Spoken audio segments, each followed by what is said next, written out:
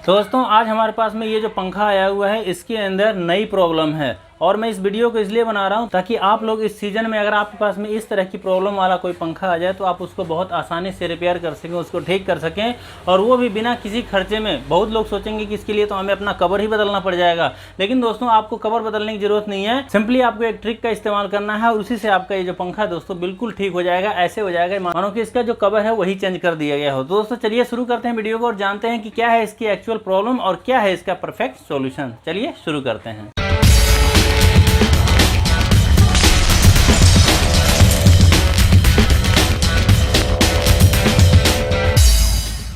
दोस्तों इस पंखे की जो एक्चुअल प्रॉब्लम है वो ये है कि जब इसको खाली चलाते हैं तब तो ये सही चलता है और जैसे इसके अंदर करंट देते हैं वैसे ये जाम हो जाता है। अब ये जो प्रॉब्लम है दोस्तों ये ज़्यादातर लोगों को लगता है कि इसकी अगर ऊपर या नीचे की सापट कट गई होगी इसकी वजह से इसके अंदर ऐसी दिक्कत आती है, लेकिन दोस्तों इसके अंदर इस तरह की प्रॉब्लम नहीं है। देख सकते हैं इसकी जो ऊपर की सापट है ये बिल्कुल ठीक है, इसके अंदर बिल्कुल भी गैप नहीं है। देखिए बिल्कुल, ये नीचे रख करके मैं आपको दिखाऊँ, इसको देखिए यहाँ पे बिल्कुल भी इसके अंदर जरा सा भी गैप नहीं है और कहीं से भी ये लूज नहीं है। मैं अगर हिला उला के देखता हूँ और इसी के साथ दोस्तों इसके ऊपर वाली बैरिंग की अगर हम फसापट देखें तो ये भी दोस्तों हमारी बिल्कुल फिक्स है, कहीं से भी कोई दिक्कत इसमें नहीं है और इतनी तरह से जाम है कि ये स्प्रिंग लगने के बाद भी ये बाहर नहीं निकली। ठीक, लेकिन दोस्तों इसके बावजूद आखिर ये जो स्टैंपिंग है क्यों आखिर हमारे इस रूटर के साथ में करंट देने के बाद में लगने लग जाती है, क्या दिक्कत है इसके अंदर। तो दोस्तों देख सकते हैं यहाँ पे ये सब हमारे रूटर के साथ में लग करके चल रही है स्टैंपिंग, इसीलिए ये जाम हो जाती है। देख सकते हैं यहाँ पे ये रगड़ खाया हुआ है। यहाँ पे देखिए इधर तो नहीं है कहीं पे, देखिए यहाँ पे भी है और ये सब भी मतलब पूरा ये रूटर जो है कि हमारा रगड़ खाया हुआ। देखिए मैं आपको अंधेरा करके दिखाता हूँ थोड़ा सा।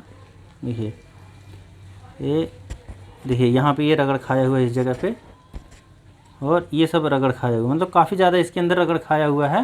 तो इस तरह से दोस्तों ये रगड़ खा रही है और करंट नहीं होता है तब तो ये सही चल रही होती है, लेकिन जैसे करंट देते हैं वैसे चिपक जाती है। तो क्या दिक्कत है दोस्तों, इसके अंदर बैरिंग वगैरह लूज नहीं है कोई और इसकी जो सापट है वो लूज नहीं है कोई। लेकिन दोस्तों अगर आप ध्यान देंगे तो आपको पता चलेगा कि जब हमने इसको खोला तो खोलने के बाद में इसका जो बैरिंग है दोस्तों इसके अंदर फंस जाना चाहिए और स्प्रिंग के जोर से बैरिंग बाहर आ जानी चाहिए, पर ऐसा हुआ नहीं। ये बैरिंग हमारी इसी के अंदर लगी रह गई क्योंकि दोस्तों सापट जो है कि थोड़ी सी टाइट है। यहाँ पे कोई दिक्कत नहीं है, सापट थोड़ी सी टाइट होने से बैरिंग के अंदर बिल्कुल भी आवाज़ नहीं है, आप देख सकते हैं।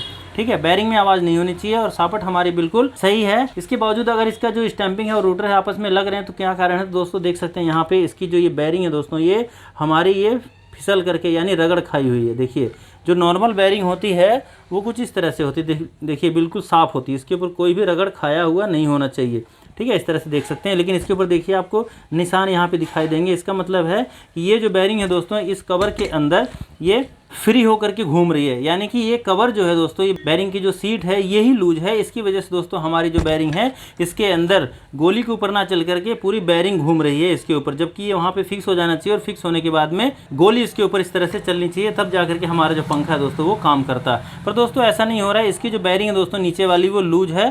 देखिए कितनी लूज है, देखिए ये अपने आप चली जाती है और अपने आप बाहर निकल जाती है इसके अंदर। देखिए कितनी गैप है इसमें। ठीक है, इस तरह से इसके अंदर इतना गैप है, इसीलिए दोस्तों इतना गैप होने की वजह से ये दोस्तों हमारे रूटर के साथ में ये इसकी जो स्टैंपिंग है वो लग रही है। ठीक है, करंट देते हैं चिपक जाते हैं और खाली चलाते हैं तो मतलब थोड़ा बहुत चल जाती है सेंटर में होने की वजह से। दोस्तों ऐसे में अगर किसी के पास में इस तरह की प्रॉब्लम आ जाए तो वो यही सोचेंगे भाई साहब अब तो हमें अपने पंखे की जो कि नीचे का कवर ही बदलना पड़ेगा, क्योंकि दोस्तों इसकी जो टिक्की है वो तो चेंज होती नहीं है, इसलिए पूरा कवर ही बदलना पड़ेगा। पर दोस्तों आपको कवर बदलने की जरूरत नहीं है, सिंपली आप एक काम कर सकते हैं, इसको आप पंच करके अंदर से नहीं बल्कि बाहर से आपको इसके अंदर पंच करना पड़ेगा।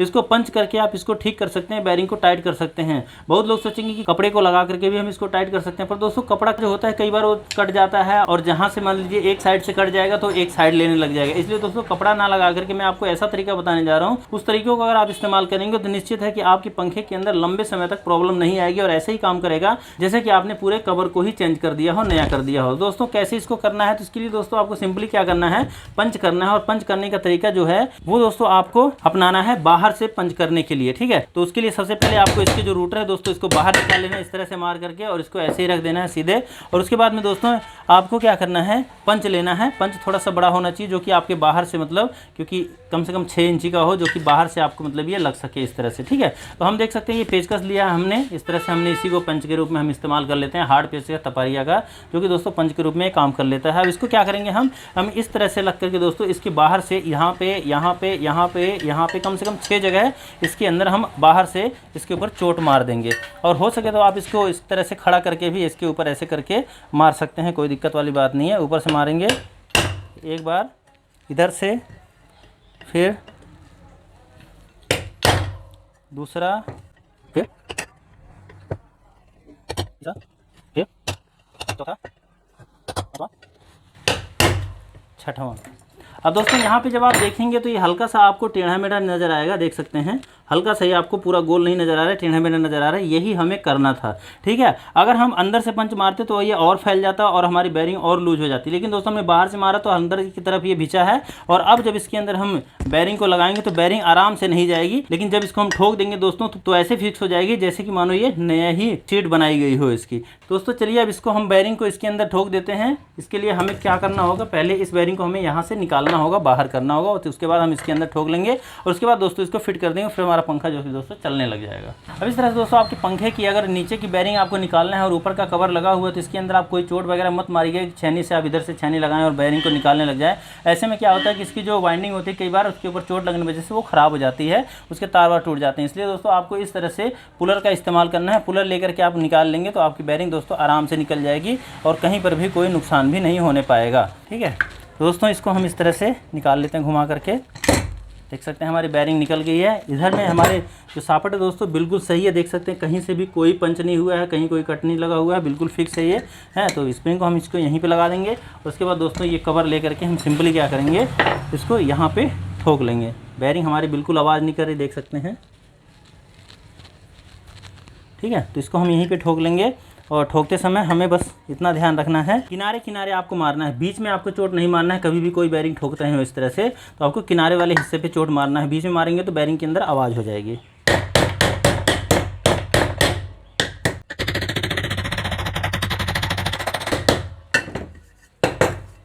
दोस्तों देख सकते हैं जो पहले बैरिंग अपने आप निकल जाती थी, अब ये पूरी इसके अंदर फिक्स हो गई है। देख सकते हैं जो इसका साइज़ है वो भी अब सही हो गया है, जो टेढ़ा मेढ़ा हो गया था वो गोल हो गया बैरिंग के दबाव की वजह से। देख सकते हैं इसके अंदर आवाज़ भी नहीं है, ठीक है। दोस्तों चलिए अब इसको हम इसके अंदर फिट कर देते हैं और आप लोगों को चला के दिखाते हैं इसको। तो दोस्तों इसको हम यहाँ पे क्या करेंगे, इस तरह से इसको लगा देंगे और उसके बाद इसके अंदर हम यहाँ पे ऐसे फिट कर देंगे।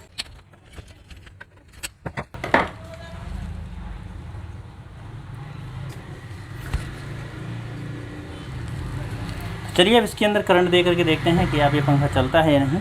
दोस्तों कुछ इस तरह से हमारा जो ये पंखा है वो देख सकते हैं सही हो गया है, तैयार हो गया, कहीं से कोई आवाज़ नहीं है, कोई झटके नहीं है। अब चलिए इसके अंदर करंट दे करके देखते हैं कि क्या हमारा जो पंखा है ये करंट देने के बाद में ठीक से चलेगा। दोस्तों हमने अभी सीरीज़ के वायर को ले रखा है और 200 वाट का बल्ब लगा रखा है, ये पूरा 220 वोल्ट करंट ही देगा इस पंखे को चलाने के लिए। तो चलिए इसको इसके अंदर लगाते हैं। डायरेक्ट लगाएंगे तो दोस्तों कई बार तार अगर सट गया तो फिर दिक्कत हो जाएगी, शॉर्ट सर्किट वगैरह हो जाएगा, हमें चोट भी लग सकती है। इसलिए दोस्तों आप भी कभी ऐसा मत कीजिएगा, कभी भी आप पंखे को हाथ में लेके चेक कर रहे हो, कैसे भी चेक कर रहे हो, सीरीज में ही पहले आप चेक कीजिएगा। उसके बाद जब पूरा फिक्स कर लो पंखे वगैरह को तब जा करके आप इसके अंदर डायरेक्ट कनेक्शन लगाइएगा। और डायरेक्ट कनेक्शन लगाते समय आपका तार इसके अंदर पूरा फिक्स होना चाहिए और आपका पंखा हाथ में नहीं बल्कि कहीं ना कहीं लगा हुआ होना चाहिए, ठीक है। तो चलिए इसके अंदर लगाते हैं सीरीज के तार को। दोस्तों देख सकते हैं हमारा जो पंखा है अब वो बढ़िया से चल रहा है, कहीं से कोई भी झटका वगैरह ये नहीं ले रहा है, क्योंकि इसकी जो प्रॉब्लम थी वो हमने ठीक कर दी। तो दोस्तों कैसी लगी आपको हमारी जानकारी, हमारी ये वीडियो, हमारी ये ट्रिक, आप हमें कमेंट करके बता सकते हैं। बाकी आप हमारे चैनल को सब्सक्राइब भी कर सकते हैं अगर आप हमारे चैनल पर पहली बार आए हैं, क्योंकि हमारे चैनल पर इस तरह की तमाम वीडियो आप लोगों के लिए आती रहती हैं, अलग अलग वीडियो आती रहती हैं जिनके अंदर नई नई जानकारियाँ आप लोगों को मिलती ही रहती हैं। तो दोस्तों चलिए मिलते हैं किसी नेक्स्ट वीडियो के अंदर किसी और नई जानकारी के साथ, तब तक के लिए नमस्कार, जय श्री राम।